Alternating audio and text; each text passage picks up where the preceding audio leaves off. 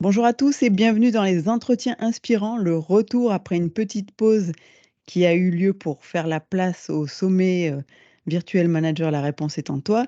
Donc je suis très heureuse de reprendre ces entretiens et aujourd'hui j'ai un invité qui se trouve overseas, comme on dit en anglais, au Québec. Et c'est un peu l'habitude d'aller de temps en temps au Québec parce que il y a plein de ressources qu'on n'a pas en France, il faut le dire. Et donc aujourd'hui, mon invité, c'est Manuel Constant, qui est synergologue. Certainement que ce mot ne vous dit rien, mais vous allez mieux comprendre. Bonjour Manuel et merci d'avoir accepté l'invitation. Bonjour Cécile, merci à toi de m'avoir invité. C'est un grand plaisir. Donc pour la petite histoire, je te connaissais d'avant parce que j'ai des gens de mon réseau qui ont suivi tes formations, donc je te suivais déjà sur les réseaux sociaux. Mais on a pu discuter un petit peu plus grâce au mastermind de notre ami commun Mathieu Boulet de l'Institut IP. Mhm. Et j'ai trouvé ton intervention passionnante et c'est ce qui m'a donné envie de t'inviter pour cet entretien inspirant. Est-ce que tu peux nous expliquer un petit peu plus qui tu es et quel est ton parcours? Oui, absolument. Qui suis-je? Ben, il faut savoir d'abord que je suis un amoureux de l'analyse comportementale, pour ne pas dire presque un obsédé. C'est quelque chose qui me passionne, qui m'obnubile. Euh, j'ai jamais eu de difficultés particulières. Pardon, là, je sors d'une. Que les auditeurs le sachent, là, si des fois je ferme mon micro, je sors je suis en période post-COVID, là, puis je suis pris avec une toux sèche comme ça. Donc, il faut savoir que j'ai jamais eu de difficultés particulières avec l'interprétation du langage corporel, ni dans mes relations, ni dans mes communications interpersonnelles, mais j'ai toujours été attiré envers ça. Et donc, mon parcours, rapidement comme ça, ben, quand j'étais jeune, j'ai pas été orienté du tout, côté professionnel. Je sais pas comment ça se passe en France. Ici, au Québec, on est très peu, voire pas orienté. Puis déjà très, très, très jeune, je me posais des questions vraiment inorthodoxes, pour un enfant. Des questions telles que je pensais avoir bien cerné, un de mes camarades, par exemple, puis, mon camarade arrivait à dire ou, faire une connerie pas possible. Puis je trouvais que ça sortait de son algorithme mental ou comportemental que moi je m'étais créé de lui. Puis donc, ça me trottait dans la tête. Puis évidemment, je ne pensais pas en ces mots exacts-là, mais c'est vraiment la pensée générale que j'avais. Je me demandais s'il n'y avait pas des signaux précurseurs à cette dite connerie-là ou s'il n'y avait pas une façon de comprendre ce petit camarade-là qui avait changé, qui avait muté en un nouveau petit Frédéric, par exemple. Donc ça m'a trotté dans la tête tout le temps, tout le temps. Puis je suis un observateur né, donc j'ai toujours, toujours observé les gens, voire analysé. Sans que ça paraisse, donc les gens ne le savent pas. Je suis de nature réservée, en retrait, mais j'observe énormément. Puis, donc je me suis découvert une passion pour la musculation. Je suis devenu, entraîneur privé, donc coach sportif finalement, pour des transformations physiques, entre autres. Puis j'ai fait ça pendant une douzaine d'années, j'ai adoré ça. J'ai ça m'a apporté à étudier un paquet de domaines, de sujets différents tels que l'anatomie, la physiologie, la biomécanique et la nutrition. Mais à un moment donné, moi, je performais beaucoup sur le plan relationnel avec mes clients-clientes. Peut-être un petit peu moins, sur le volet technique, donc j'ai pas la prétention de dire que j'étais le meilleur entraîneur au monde, loin de là. Par contre, je maîtrisais la relation. Puis, je me suis retrouvé à me rendre compte que j'étais en train d'étudier l'humain dans son plan, microcellulaire, alors que ça m'apportait plus rien de particulier dans mon bureau, plus rien de concret. Donc je me suis dit: «Ben, je vais revenir à mes amours latents et je vais me permettre d'étudier des plans beaucoup moins tangibles de l'humain». Donc je me suis, mis à étudier de façon soit autodidacte, soit académique, plusieurs sujets tels que la psychométrie, la psychologie, énormément, l'anthropologie, l'analyse comportementale, la communication interpersonnelle. Et un jour, bon, on en arrive, à la fin de l'histoire. Un jour, je suis tombé sur le mot synergologie parce que le body language, le langage corporel m'intéressait beaucoup comme sujet, mais les explications des experts différents ne me satisfaisaient pas. Je trouvais que ça manquait de rigueur, ça faisait peu de sens, ça semblait ésotérique, flou, vague, subjectif. Puis donc, le mot synergologie m'est apparu dans Google quand j'ai tapé body language. Heu, la rigueur intellectuelle qu'il y avait sur le site m'a séduite. Et comme je suis un esprit critique et non dogmatique, je me suis dit: «Ben, je vais m'inscrire là». C'était un parcours de 3 ans à l'époque. Je ne me ferai pas endoctriner, peu importe qui me l'enseigne. J'ai eu la chance d'être, formé par le fondateur, Philippe Turchet, qui est docteur en sciences du langage, mais ça, je ne me suis pas laissé aveugler par ça. Je me suis dit: «Moi, je vais tester en zone terrain». Donc je vais avec une belle réceptivité, mais moi, je veux savoir si ça fonctionne de mon propre avis à moi. Donc, j'ai testé, testé, retesté, retesté pendant des mois en zone terrain. Puis, comme je faisais ça pour le plaisir, moi, je voulais pas en faire un métier, hein. Ça a pris environ 6 mois avant que je me rende compte que je sois obligé de constater que le taux de fiabilité était d'environ 90. Donc, en sciences sociales, c'est extrêmement élevé. Ouais. C'est pas des mathématiques, c'est une science d'interprétation. Donc, c'est pas parce qu'on voit un truc que ça veut dire ça. Mais pour moi, ça crevait tous les standards. Puis donc, là, je me suis dit, OK, puis là, c'est vrai que c'est la fin de l'histoire. Je me suis dit, maintenant que j'ai ça, ces compétences-là, parce qu'après, j'ai évidemment continué mon parcours, je me suis dit, j'ai pas le droit de mourir avec ça sans transmettre ça à mes pairs professionnels, les entraîneurs. Donc, j'ai pris 1 an et demi de travail à temps plein, sabbatique, pour concevoir 6 jours de formation juste pour les entraîneurs. En fait, c'était de la synergologie appliquée pour les entraîneurs. Puis aujourd'hui, ben, ça a juste ouvert à d'autres métiers comme les ressources humaines, le recrutement, etc. Mais voilà. Donc, c'était longue histoire. Une belle histoire. Je suis contente de savoir que tu as ouvert tes formations à plus que les entraîneurs, parce que j'allais te demander, c'est dommage de ne pas en faire profiter les autres aussi. Et oui, bah, en recrutement, tout ce qui est finalement, à chaque fois que tu as une relation humaine à entretenir, il y a un intérêt, je suppose, à se former à la synergologie. Totalement. Ouais. Mmh mh. Et je ne savais pas que tu avais débuté dans le sport, donc tu vois, tu m'as appris quelque chose. Oui, je le mentionne pas souvent parce que c'était vraiment ma première clientèle cible. En fait, c'était exclusivement eux. Puis un jour, ben, j'ai juste eu beaucoup de demandes du milieu des affaires que je connaissais pas du tout. Donc, tu sais, les ressources humaines, le recrutement, les gestionnaires, c'est pas un milieu que je connaissais. Puis je me suis mis à ouvrir les l'offre pour la demande finalement. Puis aujourd'hui, ben, il y a de tout et de rien chez nous, là. Donc, ça peut être autant des thérapeutes manuels que des notaires, que des avocats, des enquêtrices policières, des personnes qui travaillent justement en recrutement et je pourrais même pas nommer tous les métiers qui viennent se former chez nous, là. Ouais. Ouais, c'est pas étonnant qu'il y ait aussi toute la partie judiciaire, policière qui s'intéresse à ça. Et ce qui est rassurant, c'est que tu nous as dit qu'il y avait 90 de validité des interprétations qu'on pouvait en faire. Parce que sinon, on se dirait, ça peut être inquiétant que les gens concluent rapidement à des choses juste sur le body language, mais c'est sympa d'avoir tes résultats aussi de fiabilité de cette méthode.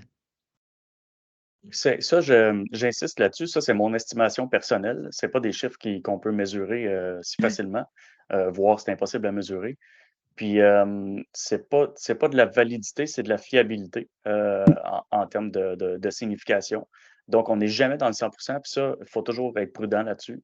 Faut être Ouais. pondéré dans nos discours, faut être nuancé par rapport à ce qu'on enseigne puis on apprend sur le sujet.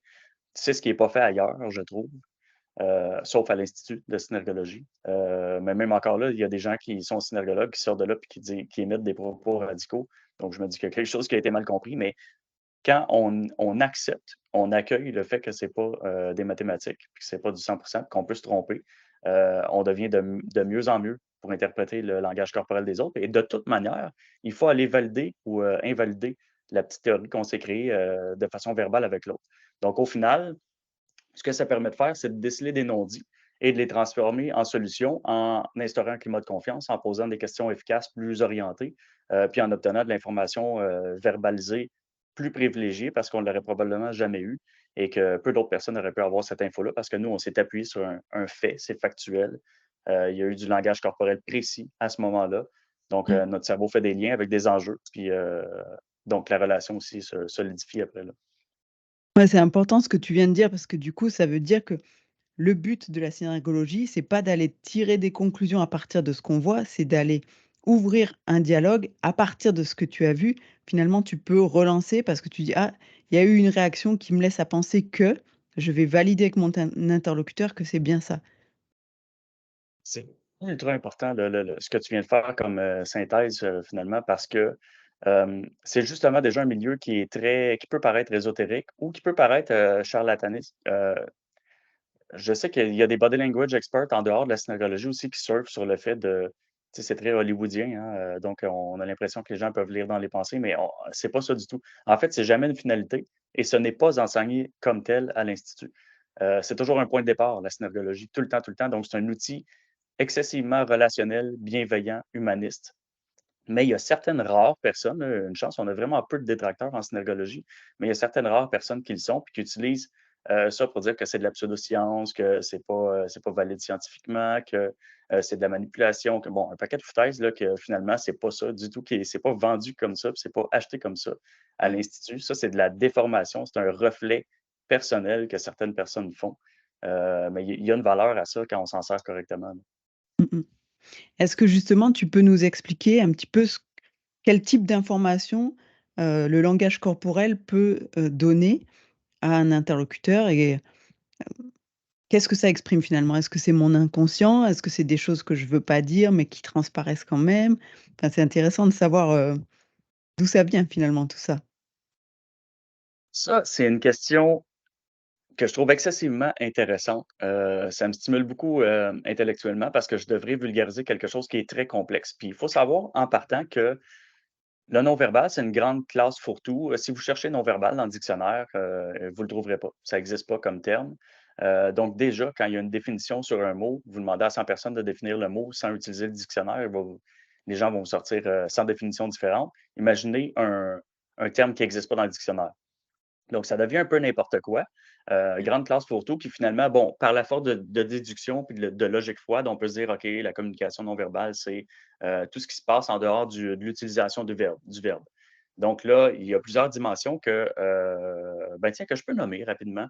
Euh, Oui, mais avant ça, c'est important de comprendre que la synergologie s'est spécialisée à utiliser une de ces dimensions-là comme champ d'étude principal, chose qui n'existait pas avant.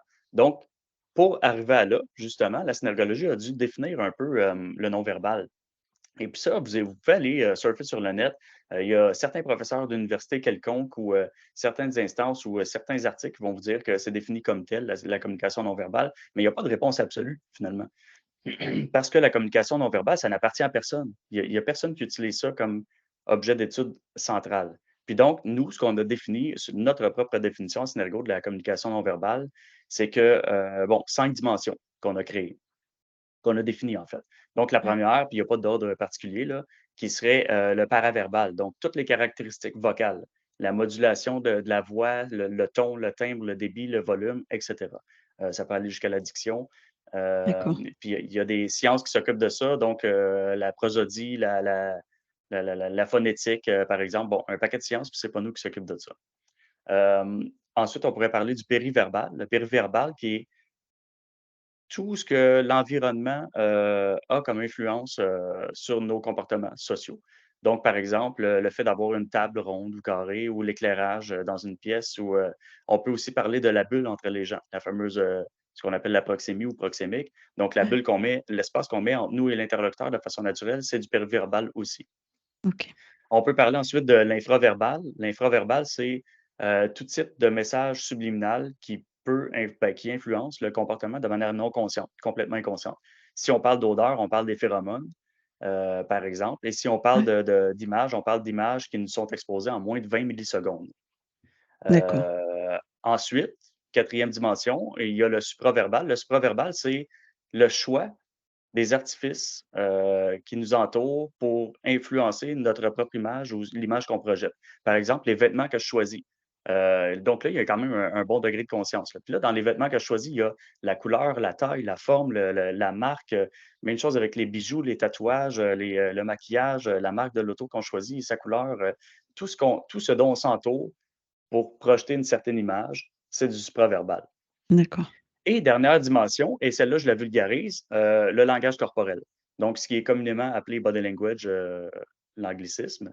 Puis là, on parle de tout mouvement qui est effectué par le corps humain, surtout, mais pas que, en contexte d'interaction sociale et qui ne sert ni la motricité fine ni la locomotion. Donc, n'importe quel mouvement que je fais et que tu fais depuis ce matin, depuis qu'on a commencé à parler, la façon dont la tête se penche, et on parle pas, mais ça va très loin, là, ça va jusqu'au rythme respiratoire, les clignements d'yeux, mais les micro-réactions dans le visage, Ouais, les autocontacts qu'on fait avec nos mains, la façon de se positionner. Donc, c'est des postures, des gestes, des micro-expressions, des démarches. Ça, c'est du langage non verbal, du langage corporel, pardon. Et puis là, j'attache à ça le fait que le langage corporel n'appartenait à aucune science. Du moins, il n'y a personne qui étudiait ça comme objet d'étude central. Et la synergologie a commencé à exister à cause de ça, parce qu'il y avait un immense vide heuristique et académique sur le sujet. Puis donc, ça, ben, n'importe qui peut faire une étude scientifique là-dessus, mais des fois, c'est de la neuroscience, des fois, c'est de la médecine, des fois, je veux dire, tu sais, c'est complètement éparpillé. L'information est complètement, éparse, c'est fragmentaire, c'est pas centralisé, puis, il y a pas de système pour comprendre ça. Puis donc, c'était une réponse, une mise en table super longue pour dire que la réponse, que tu la question que tu m'as posée au début qui était, est-ce que ça vient de l'inconscient? Qu'est-ce que Ouais, le langage non verbal ou corporel peut vouloir dire? Bien là, justement, c'est que comme le langage corporel est l'objet d'étude centrale de la synergologie, on peut y accorder toute notre attention. Et puis, ce qu'on découvre, c'est que tout ça s'entremêle. C'est-à-dire que le langage corporel peut autant représenter un état interne qui est conscient comme inconscient, comme tout ce qui se trouve entre les deux, parce que c'est pas une switch on-off. On peut être semi-conscient et à différents niveaux. Ça peut être ça peut être en lien avec, ça peut être préverbal, coverbal et post-verbal, c'est-à-dire que le mouvement que je fais peut être lié à quelque chose qui va être dit parce que j'y pense ou que je l'anticipe, quelque chose qui est dit en même temps ou entendu et ou quelque chose qui, sera dit, ou qui a déjà été dit, pardon. Donc là, ça devient, excessivement complexe, puis là, ce n'est la pointe que la pointe de l'iceberg, donc c'est difficile d'expliquer à quel point c'est complexe comme sujet, le langage corporel et justement quand on prend ça au sérieux, il y a quand même des notions qu'on peut tirer de là, des tendances et pour faire court, parce que là, c'était très long encore une fois, quand même, l'immense majorité de ce qui nous intéresse, en synergologie puis en termes d'analyse du langage corporel, c'est, de trouver des significations qui sont les plus près possibles de la réalité des mouvements qui sont non conscients. Donc, tous les mouvements qui sont spontanés, on s'en rend pas trop compte, on le fait, comme ça, involontairement, puis qui ont peut-être une signification, ben c'est ça qui nous intéresse parce que souvent, il y a une signification. Et puis là, ben quand il y a pas d'enjeu, c'est pas grave, mais quand il y a un enjeu, oups, ça devient assez important, assez intéressant comme outil parce qu'on peut se permettre de repérer des non-dits et de les adresser. C'était une réponse extrêmement longue, là, mais c'est important de souligner tout ça parce que c'est un vrai champ de bataille chaotique. Puis, il faut vraiment s'attarder à ce sujet-là, de façon très, très, très rigoureuse pour, en tirer quelque chose d'intelligent. ouais. Non, t'en fais pas pour la longueur de la réponse, c'est pas un problème, au contraire, j'apprécie beaucoup le fait que tu précises bien les choses et tu vois, je n'avais pas du tout idée qu'il y avait, 5 dimensions dans le non-verbal, donc merci d'avoir apporté ces précisions, c'est très utile et comme par rapport à ce que tu disais où il y a pas un lieu où sont centralisées toutes les informations, c'est vrai que moi, dans ma carrière, j'ai entendu parler de paraverbal, de non-verbal, donc dans des formations en communication, dans des formations en PNL, tu vois? Il y a des choses qu'on utilise. Après, je pense que ça reste moins précis peut-être et moins rigoureux que ce que tu fais toi en synergologie. Et et du coup, il y a des enfin, en tout cas, moi, dans ce que j'ai vécu au niveau professionnel, il y avait souvent des conclusions un peu hâtives qui étaient tirées sur: «Ah bah oui, tu es en réunion et tu mets tes bras comme ça» ou même: «Tu es debout, tu mets tes bras comme ça veut dire que tu t'es complètement fermé à ce qu'on te dit» et en fait, j'en avais discuté un jour avec un collègue, il dit: «Bah non, moi je mets mes bras comme ça parce que comme ça me tient mes bras.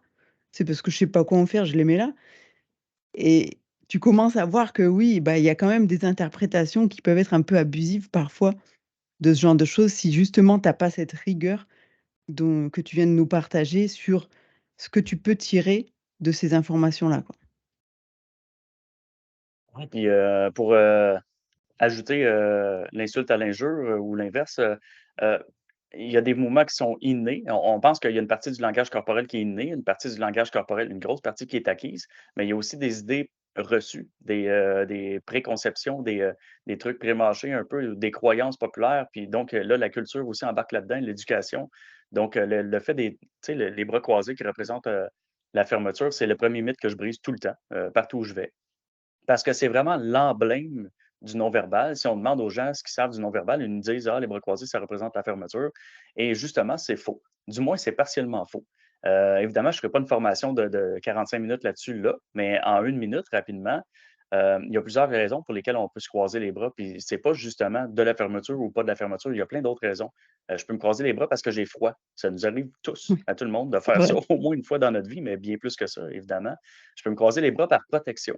Puis là, c'est là où je ne peux pas trop élaborer, mais ça peut être une protection émotionnelle, relationnelle ou littéralement physique. Donc, des fois, pour se protéger, pour se couper un peu de l'autre, on se croise les bras. Mais le motif numéro un, selon moi, selon mes, infinies observations, le motif numéro un, l'état derrière, un croisement de bras, qui est le plus fréquent, c'est, la position d'écoute confortable. Tellement souvent, je vois des gens qui ont les bras croisés ou moi-même, j'ai les bras croisés alors qu'on est super intéressé envers ce que l'autre personne dit ou envers un Ouais. sujet. Puis il y a rien de mal là-dedans. C'est la même chose qu'avoir les mains dans les poches ou n'importe où d'autre. Puis donc plus souvent qu'autrement, c'est de l'intérêt et de l'ouverture, ou une stimulation intellectuelle positive, plus souvent que de la fermeture. Par contre, oui, des fois, il y a un certain manque de réceptivité à différents degrés qui se cache derrière un croisement de bras. Et la beauté de la chose, c'est que une fois qu'on a établi tout ça, premièrement, c'est beaucoup plus nuancé, donc ça semble plus intelligent.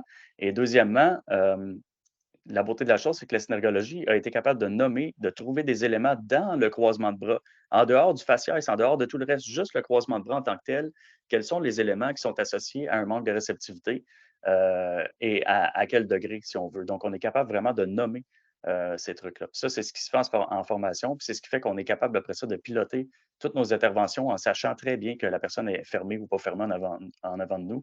Puis là, je dis en sachant très bien, c'est toujours des indices, là, c'est pas une finalité. Mais quand c'est positif, en fait, tant mieux. Quand c'est négatif, il faut vérifier. Ouais, super intéressant et merci d'avoir cassé ce mythe. Ça va faire plaisir à pas mal de monde qui aime se croiser les bras et qui s'empêche de le faire en réunion pour pas être jugé.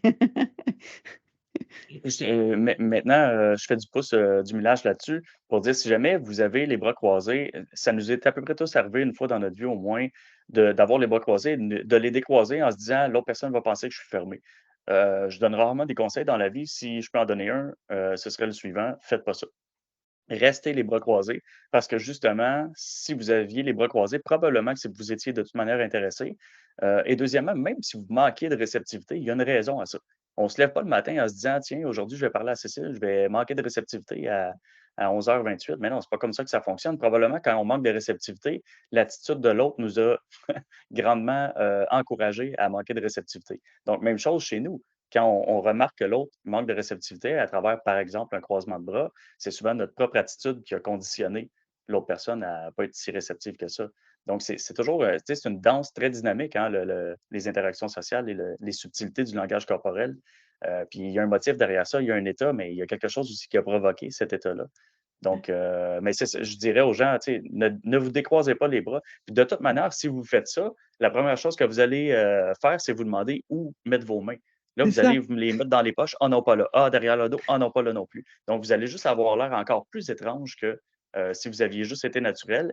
Et je suis persuadé que c'est jamais arrivé à quelqu'un de parler à quelqu'un d'autre, puis que l'autre personne est super intéressée et elle ait les bras croisés. Normalement, on le remarque même pas. Parce que quand la personne est intéressée, il y a un paquet d'autres signaux, puis on va pas focusser sur le croisement de bras en nous disant: «Ah non, la personne n'est pas intéressée». Ben non, tout le corps au complet nous envoie le signal qu'elle est intéressée.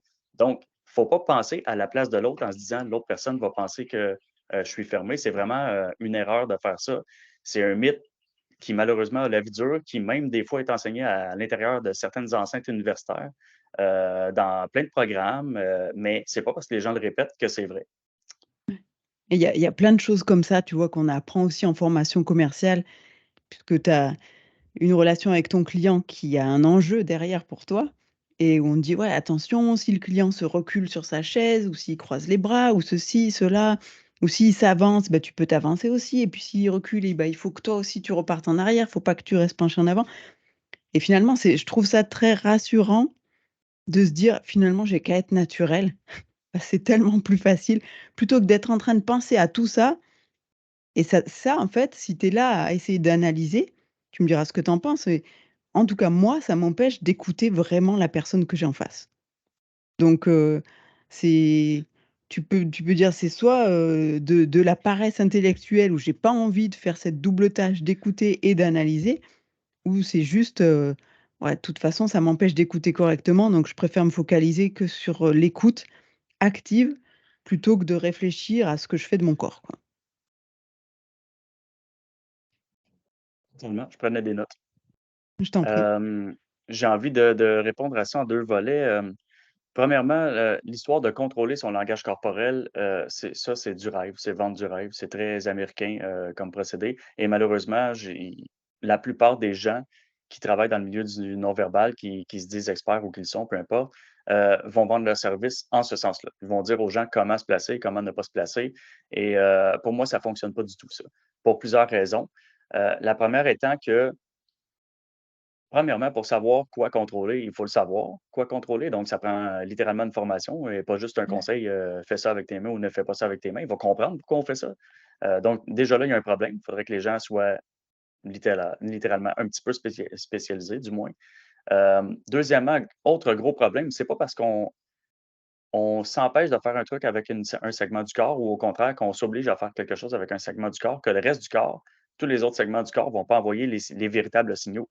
Donc, c'est pas parce que je place, je dis n'importe quoi là, truc fictif, c'est pas parce que je me dis: «Ah, je vais avoir le torse bombé puis les épaules reculées que je vais gagner en confiance puis je vais avoir l'air confiant».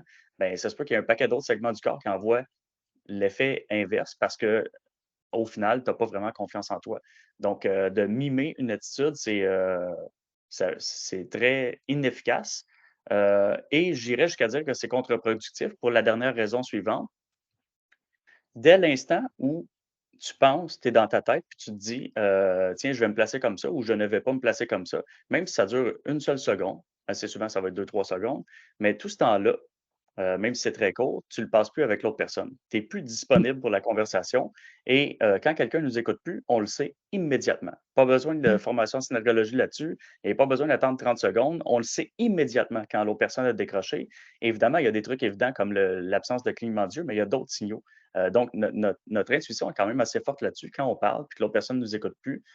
Donc quand la personne tente de contrôler son body language, on ne sait pas ce qu'elle fait, mais on sait qu'elle nous écoute plus. Et qu'est-ce qui se passe à ce moment-là? J'arrête de parler parce que je sais que j'intéresse plus l'autre. Donc, on vient littéralement de couper la relation, la communication.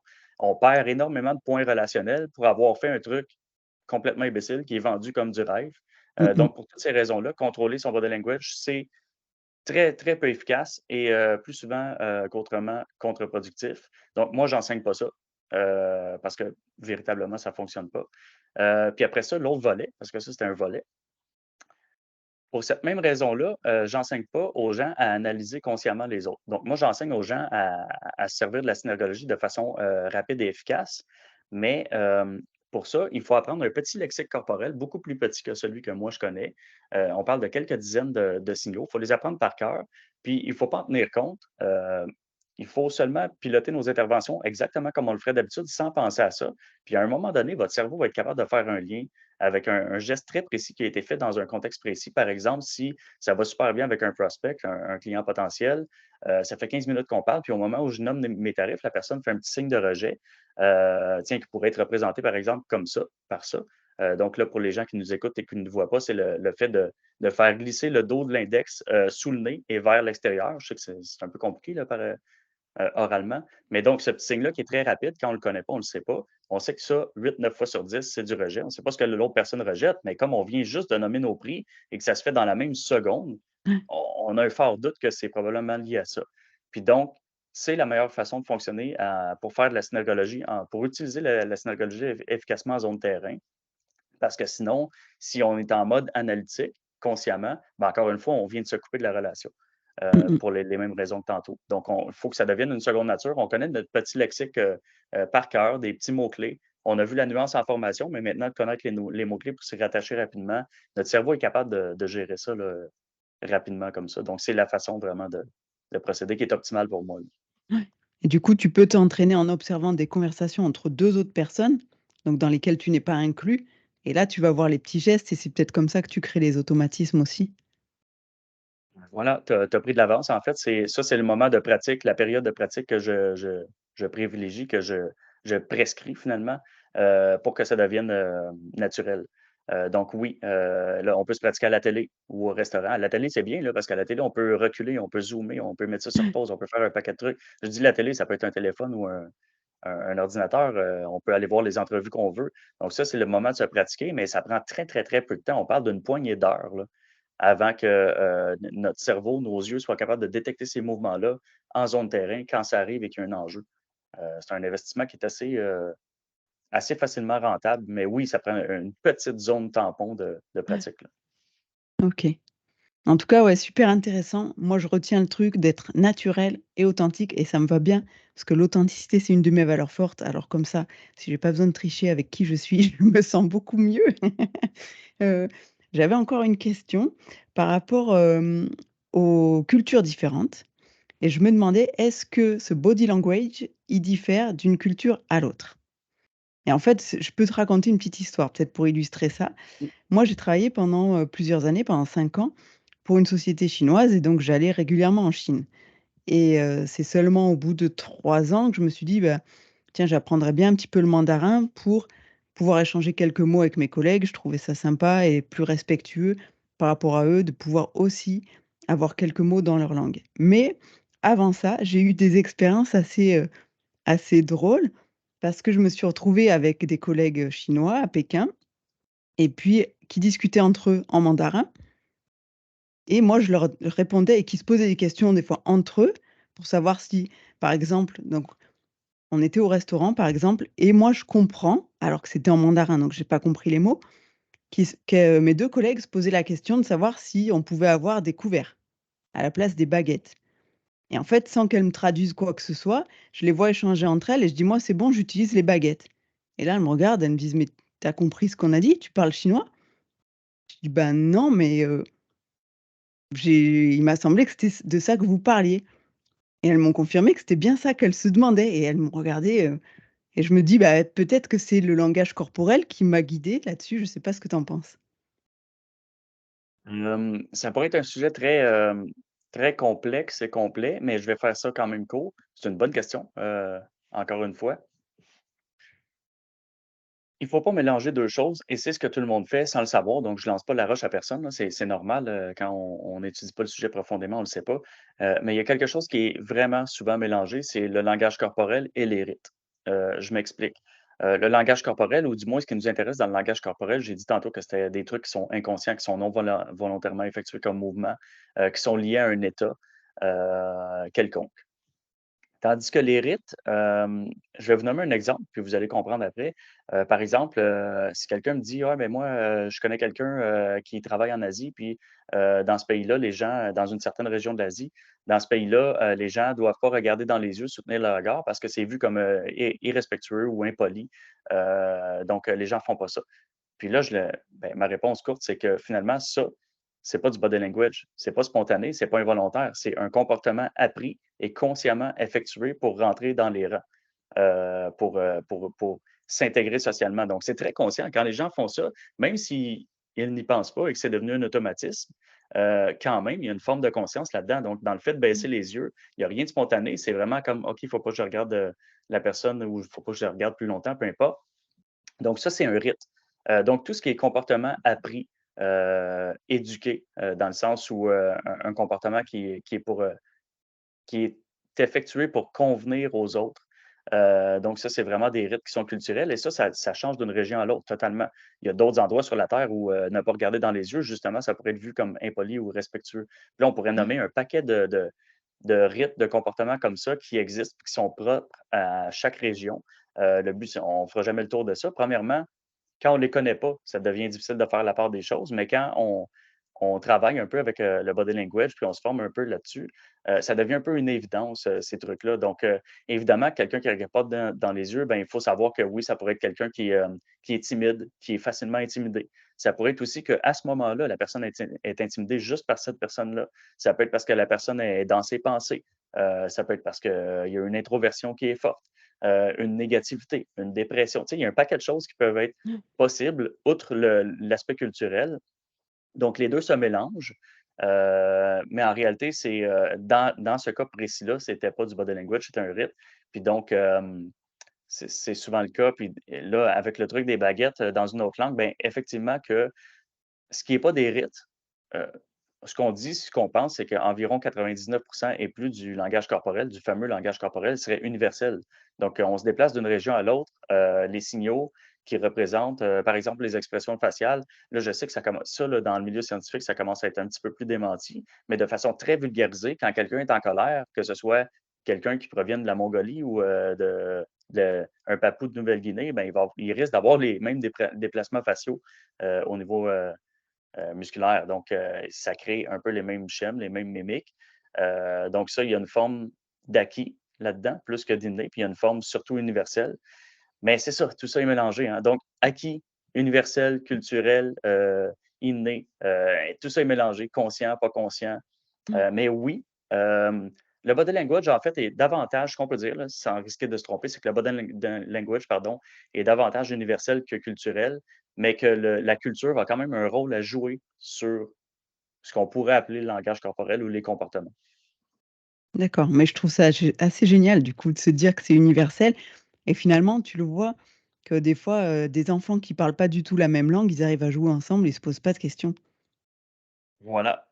Mmh. Comme les animaux, même chose. Les animaux, communiquent Ouais, pas forcément, en termes sonores, en termes de les animaux de la même espèce, oui, mais si on rencontre un chien et un chat se rencontrent, ils ont pas le même langage forcément, mais il y a un langage corporel qu'ils comprennent très bien.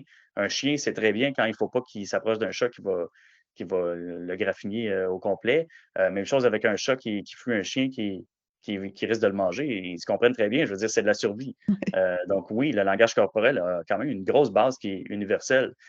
Ça, après ça, dans le milieu scientifique, c'est très débattu. La façon de démontrer ça, c'est difficile, mais je veux dire, quand on vit dans le vrai monde, là, puis qu'on sort des papiers, là, on se rend compte qu'il y a une certaine universalité, ou du moins des immenses tendances, c'est ce qu'on peut Mmh dire. mh. Ouais. Mais c'était voilà, c'était une expérience marquante d'un de mes séjours en Chine parce que et ça m'est arrivé plusieurs fois, les autres fois, je m'en rappelle pas, mais que les collègues me disent: «Mais tu comprends ce qu'on dit?»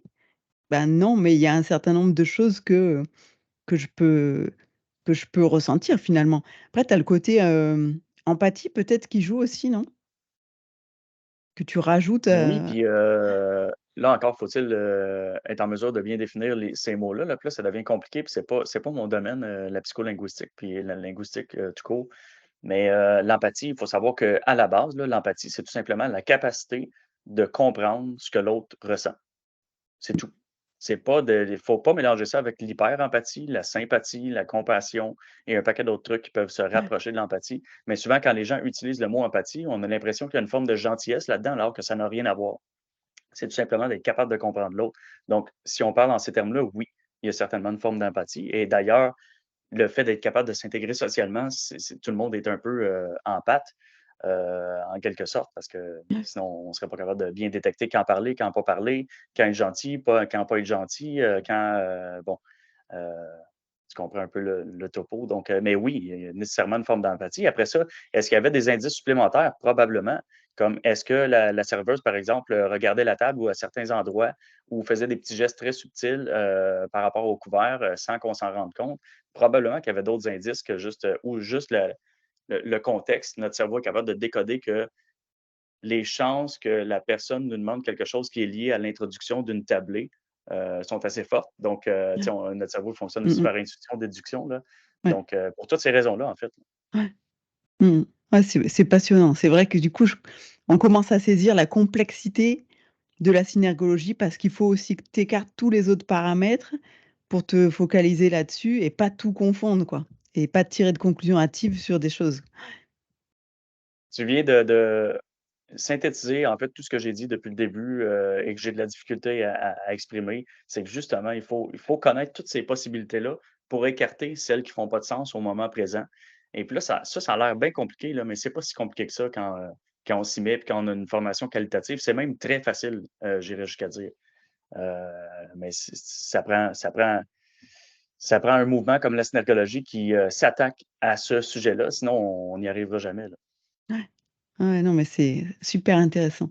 Est-ce que ouais, du coup, je voulais rebondir sur quelque chose que tu as dit tout à l'heure, sur le côté inné et acquis et quand tu as parlé d'une partie de ce body language qui serait inné, ça m'a fait penser à quelque chose, hem, à des mimiques que tu peux retrouver dans une même famille, chez plusieurs membres de la même famille, où tu vois que tu retrouves des mêmes mimiques et alors même pour aller plus loin que ça, moi j'avais trouvé sur le visage de mon neveu quand il était bébé, donc du genre 2 3 mois, des mimiques qui me faisaient penser à mon père, qui ne l'a pas connu puisqu'il était décédé avant la naissance du petit et je me demandais si c'était, ce genre de choses qui pouvaient se transmettre comme ça, ou dans une même famille, on a des mimiques qui font que: «Ah bah, toi, non seulement je reconnais des traits de ton visage qui me font penser à ta famille, mais il y a un body language qui appartient à une famille», peut-être?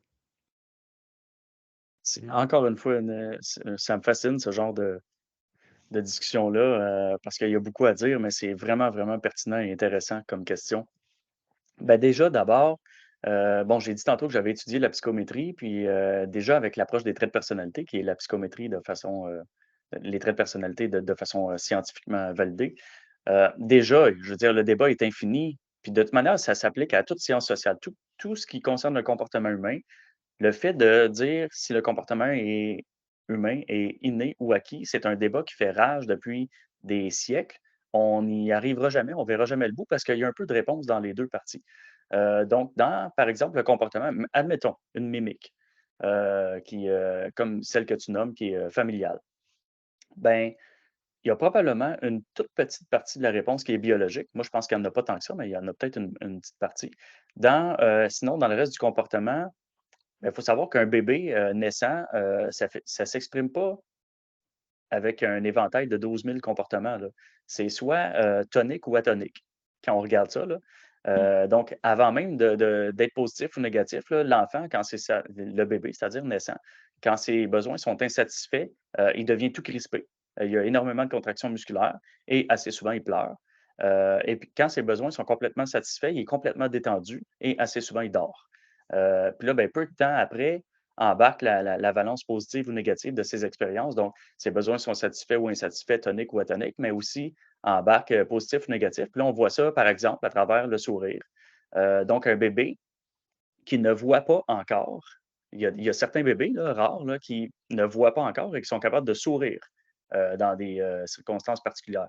Donc, s'il n'a jamais vu quelqu'un sourire, c'est impossible qu'il ait appris. Donc, il y a une part d'inné probablement là-dedans. Mmh mh. Donc, part d'inné, beaucoup plus, selon moi, puis ça, c'est mon point de vue, là, il y a beaucoup plus d'acquis que d'inné, parce qu'à peu près tout ce qui s'ensuit ensuite, c'est la même chose dans les traits de personnalité. On a beau penser qu'il y a beaucoup de biologie là-dedans. Oui, il y en a, mais moi, je pense qu'il y a beaucoup plus d'acquis que de biologique. Mais de toute manière, les réponses s'entremêlent, puis il n'y a pas de réponse parfaite. Il y a des 2, c'est sûr. Puis, pour terminer ça, ben, tu sais, là, je parle en termes rigoureux, scientifiques, esprit critique, mais il faut quand même pas écarter que la science n'explique pas tout.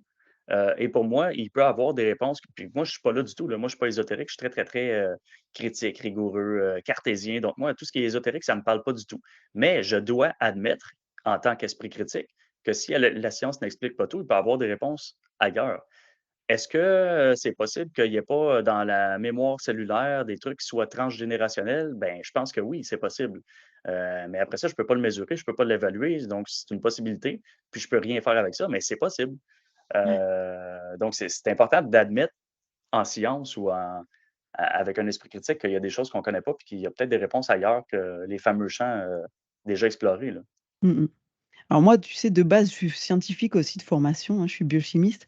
Donc j'ai toujours été aussi très rationnelle et cetera, et tu vois, ça fait quand même quelques années que je me rends compte qu'il y a des choses que je peux pas expliquer, que j'ai vécu des choses que je peux pas expliquer, et où je me dis: «Il y a quand même comme quelque chose qui serait plus grand que nous et qu'on comprend pas», tu vois? Et donc des phénomènes qu'on n'arrivera peut-être jamais à expliquer. Mais tu vois, tout ce que tu dis sur le transgénérationnel, moi, avec tous les clients que je rencontre et avec qui, bah, on je discute, alors on fait de la posturologie, et quand tu fais de la posturologie, tu t'intéresses aussi à leur état émotionnel parce que ça joue sur la posture, ça joue sur la douleur, ça joue sur pas mal de choses, et là, quand tu touches à l'émotionnel, tu te rends compte qu'il y a quand même un paquet de gens qui portent des fardeaux qui sont pas les leurs, quoi. Tu vois? Qui viennent pas de leur propre vie, mais c'est des trucs qui se trimballent, et quand tu tires le fil un petit peu, tu te rends compte qu'il y a des après oui, ça devient un peu ésotérique parce que tu te rends compte qu'il y a eu des non-dits dans la famille qui pèsent sur les épaules de quelqu'un qui est arrivé 3 générations après, et comment, pourquoi, j'en sais rien. Mais une fois que tu as mis le doigt dessus, la personne a creusé, a peut-être pu parler avec, ses parents, qui ont enfin dévoilé un petit bout de secret. Ah, d'un coup, ça va mieux, tu vois? Il y a quand même des choses assez étranges, quoi. Tout à fait. Puis c'est l'endroit où moi je décroche parce que je maîtrise pas ça, puis je comprends pas ça et limite ça m'intéresse pas tant que ça. Mais c'est pas parce que je maîtrise pas ça et que je comprends pas ça que je peux pas dire que ça existe peut-être. Donc j'admets la possibilité que ces trucs-là existent. Puis là, on pourrait parler d'un paquet de choses comme, je sais pas moi, les vibrations, les chakras, les méridiens. Je suis pas là du tout là, moi là, pas du tout, du tout. Mais probablement qu'il y a quelque chose dans tout ça qui existe là, je veux dire, c'est puis pour moi, par contre, dans mon esprit scientifique, critique, je pense que tout ce qu'on comprend pas pourra se comprendre un jour. C'est fou ce que la science peut expliquer avec le temps. Sauf qu'on est à des années-lumière de comprendre, totalement le corps humain et le comportement humain. Donc ça pourrait prendre des siècles comme des, millénaires, comme peut-être jamais, on ne sait pas. Mais, pour moi, tout a une logique. Donc il y a pas très peu de choses qui sont aléatoires avec la vie, hein. La vie sur la planète, la vie d'un organisme et en fait, il y a rien d'aléatoire, rien du tout. Tout est adaptation. Donc, il y a réponse, il y a cause, effet, il y a réaction, adaptation. Donc, il y a rien qui est aléatoire. Donc, tout peut s'expliquer si on se donne la peine d'étudier beaucoup. Ouais et après moi une chose qui m'a, j'allais dire ouvert l'esprit sur le fait il se passait des phénomènes que je pouvais pas expliquer et qui peuvent sembler ésotériques et qui le sont pas tant que ça finalement, c'est qu'en fait tu réalises que tout est fréquence et c'est pas mal la posturologie qui m'a ouvert là-dessus. Tout est fréquence, que chaque organe peut vibrer à une fréquence différente et là tu peux faire le lien du coup avec ce qui nous vient de l'Ayurveda, les chakras et cetera. Puisque du coup chaque chakra a sa propre, fréquence de vibration, puisqu'elle a sa propre couleur et puis c'était aussi par rapport aux pierres, aux minéraux.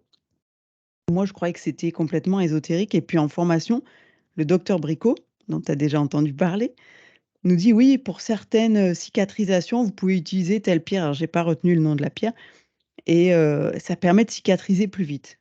Je me dis: «Bon sang, c'est un médecin, c'est quelqu'un quand même de carré, s'il dit ça, il y a un truc derrière» et du coup, je suis allée creuser ça et là aussi, tu es sur une histoire de vibration, de fréquence, donc de couleur aussi, qui va se synchroniser avec ton état émotionnel ou avec, un de tes organes ou enfin, c'est après c'est moi, je trouve ça passionnant, mais je vais pas t'en parler plus que ça si c'est pas trop ton truc, mais pour dire que, ouais, il y a des fois, on découvre des choses un peu par hasard qui ouvrent d'autres horizons, quoi.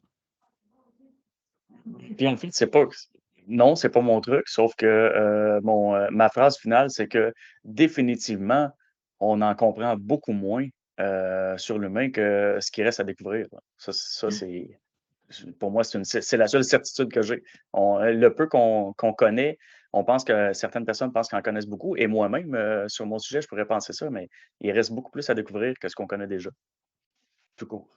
Ouais, c'est très juste parce que finalement, au plus tu en découvres et au plus tu t'ouvres d'autres portes où tu fais: «Waouh, là, il y a encore tout un univers, à défricher, quoi» et bon, moi, c'est ce qui fait Imagine, que ça, ça me c'est à passionne. l'échelle individuelle, donc à l'échelle collective, c'est infini le savoir qu'on peut accumuler, aujourd'hui, on met ça sous forme de data là, dans des disques durs, et dans le cloud, mais il reste que collectivement, ce qu'on peut finir par comprendre au bout de la ligne avec, des millions d'expériences et on n'est pas au bout de nos peines, là.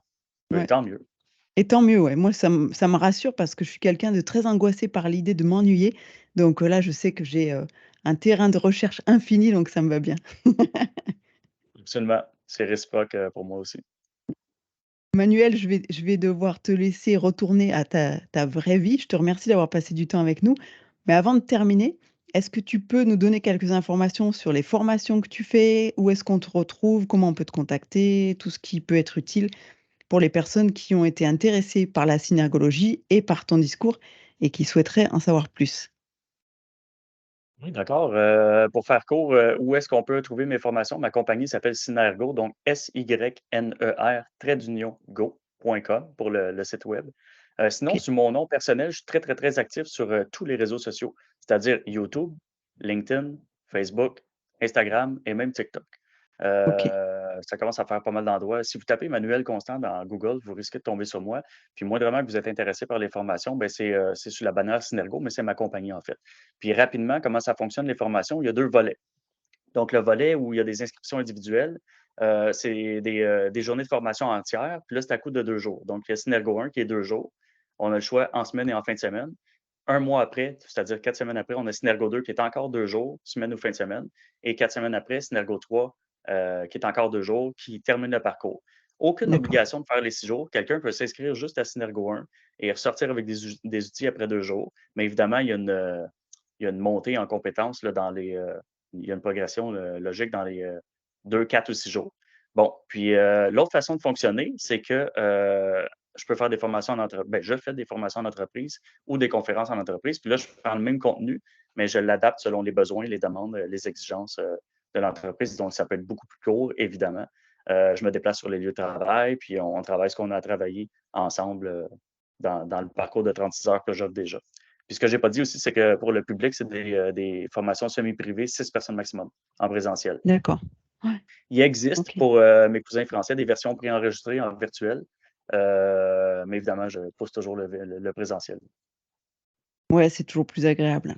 Moi, je trouve qu'on enfin, après, on va en revenir au body language, mais tu retiens plus de choses, quand tu es en présentiel que qu'en en virtuel, quoi, ou en distanciel, comme on Certainement. dit. Donc les formations en présentiel, c'est au Québec? Oui. Donc faut faire le C'est voyage, mais ça vaut le coup. possible. Oui, puis en fait, jusqu'à date, en 5 ans, il y a quand même 7 personnes là, qui viennent de la France, qui sont venues faire Synergo au Québec et qui sont retournées chez eux. Donc, c'est quand même peu négligeable. Là, donc, tu sais, la valeur ajoutée est là. Puis, il y a des gens qui Ouais. le savent. Mmh mh. Moi, le Québec, c'est quand même assez grand, le Québec. Puis, il y a des gens qui viennent de partout au Québec à mes formations. Des fois, les gens font 12 heures de route là, pour venir aux formations. Donc, ça non plus, c'est pas négligeable. Mais oui, c'est au Québec en présentiel. Principalement, bon, je suis en train d'envisager pour peut-être aller faire une formation en accéléré, donc les 6 jours en accéléré ou si les gens veulent juste prendre les 2 premiers jours, c'est correct aussi. En France, peut-être en été 2024, mais il y a rien de sûr là-dessus. Donc c'est parce que D'accord. j'ai besoin d'avoir, des gens qui sont intéressés qui lèvent la main. Parce que je peux pas créer une campagne, mettre tout l'argent, tous les profits que je ferais Oui. là-dedans pour faire une campagne pour aller une fois en France, tu sais. Donc j'ai vraiment besoin de plusieurs personnes qui me disent: «Moi, si tu le fais, je m'inscris», avant de pouvoir, envisager, concrétiser le truc, mais c'est en branle. OK, moi, si tu le fais, je m'inscris. D'accord, c'est noté. Ça fait déjà une. Et puis, bah, du coup, je lance un appel à ceux qui nous écoutent, hein. Si vous êtes intéressés par une formation de Manuel en France, faites-le lui savoir pour qu'on ait une chance que ça ait lieu. La beauté de la chose, c'est en présentiel, il y a beaucoup de moi, je laisse beaucoup de temps pour les questions-réponses, un peu comme on a fait là, mais à travers la structure, évidemment. Donc, il y a une structure logique, il y a 60 indicateurs corporels clés à découvrir, mais l'instauration d'un climat de confiance, le questionnement efficace qu'il y a derrière ça et justement les discussions enrichissantes. Il y a aussi des anecdotes, il y a des exercices pratiques et il y a surtout du matériel pédagogique physique, en présentiel et tout ça, c'est absent de la version, préenregistrée. La version préenregistrée, c'est littéralement le contenu pré-mâché, boum, avale ça. Mmh mh. Heu, puis tout ce qui est enrichissement externe, ne fait pas partie de ça, malheureusement. Ouais. OK. Bah, écoute, on se tient au courant pour, la formation en France éventuellement, mais sinon j'ai rien contre le fait de faire le voyage au Québec non plus, donc en tout cas, C'est une merci voie plus beaucoup. sûre. Ouais. Merci beaucoup de nous avoir accordé ton temps. C'était un grand plaisir de discuter avec toi. Merci d'avoir répondu à toutes mes questions qui étaient un peu peut-être un peu bizarres, mais je suis partie et voilà, j'avais pas mal de curiosité par rapport à ça. Donc, merci d'avoir, assouvi ma curiosité, c'est très gentil de ta part. J'ai pas trouvé ça bizarre du tout, donc c'est moi qui te remercie de ton invitation. Merci beaucoup à toi et à toutes les personnes qui, nous écoutent, en ce moment. Et puis, on reste en contact pour la suite. Merci beaucoup Manuel. Merci, bonne journée. Bonne journée, à bientôt. À bientôt.